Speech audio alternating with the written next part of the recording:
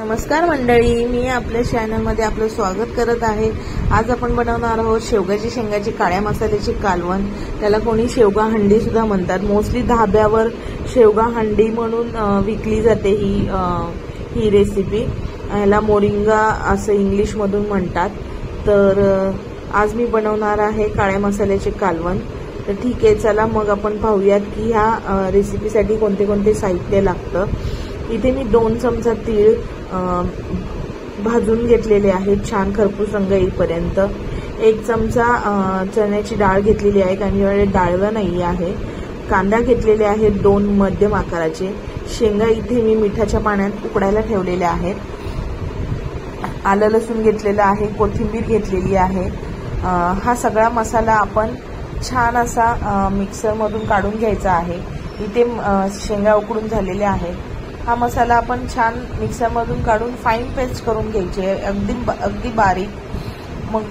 आणि मग इथे मी तेल ठेवलेलं आहे कढईत। पण प्रॉब्लेम असा झाला की माझा जो कॅमेरा आहे तो मला नीट सेटच करता आला नाही, त्याच्यामुळे इथे प्रॉपर असं दिसत नाहीये। मग मी इथे तेल गरम झाल्यानंतर ह्याच्यात मसाला सुद्धा ऍड केलेला आहे। सगळा वाटून घेतलेला मसाला मी तेलात ऍड केलेला आहे। त्याला छान परतून घ्यायचं मसाल्याला। जोपर्यंत त्याचा रंग चेंज होत नाही आणि त्याला तेल सुटत नाही तोपर्यंत आपण मसाला तेलात छान परतून घ्यायचा आहे। कारण की मसाला जर कच्चा राहिला तर भाज्यांना त्याचा उग्रट वास येतो। जे पण आपण जिन्नस टाकलेले आहेत त्याचा कच्चा वास येतो। मग मसाला छान परतून झाला की त्याची एक टेस्ट येते अशी छान अशी। इथे माझा कॅमेरा अजूनही नीट असं शो होत नाहीये, बट मी माझ्या परीने ट्राय केलं। नंतर मग मी माझा कॅमेरा व्यवस्थित सेट केला आणि इथे तुम्हाला दिसत आहे माझ्याकडनं चुकीने कॅमेरा सेट नाही झाला व्यवस्थित। इथे मी अर्धा चमचा हळद घातलेली आहे, अर्धा चमचा लाल तिखट घातलेला आहे। तुम्ही म्हणाल अर्धा चमचाच का, कारण की आपण मसाल्याची भाजी करताना जास्त तिखट बनवतो। पण आता उन्हाळा चालू आहे त्याच्यामुळे कमी प्रमाणात तिखट खायचं आणि कमी प्रमाणात मसाला खायचा। आणि मग मी इथे एव्हरेस्टचा चिकन मसाला घातलेला आहे। शेवगा हंडी बनवताना तुम्ही नक्की वापरून पहा एव्हरेस्टचा चिकन मसाला, इतका छान टेस्ट येते त्याने भाजीला। आणि थोडासा जो काळा गरम मसाला आहे माझ्या घरचा तो सुद्धा मी ह्याच्यात अर्धा चमचा घातलेला आहे।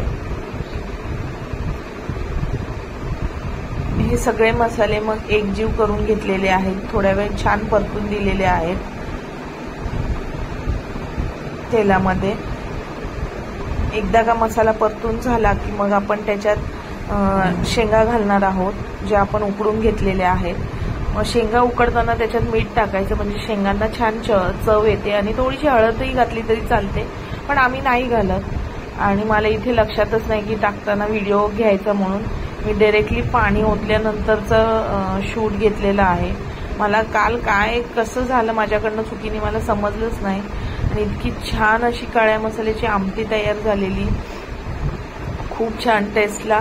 मुलांनी सुद्धा आवडीने खाल्ली आणि ह्याच्यासोबत आम्ही ज्वारीची भाकरी केलेली मस्तपैकी आणि मस्त कुस्करून खाल्ली मुलांनी। आणि शेवग्याच्या शेंगांमध्ये भरपूर असं कॅल्शियम असतं, लहान मुलांच्या डोळ्यांसाठी पण छान असते। त्याच्यामुळे आमच्या घरात सगळे आवडीने खातात। माझ्या मुलांना शेंगा फार आवडतात, मग त्या तुम्ही साध्या उकडून दिल्यात तरी ते खातात। पण शेवग्याची आमटी त्यांना काळ्या मसाल्याचे कालवण त्यांना खूप आवडतं।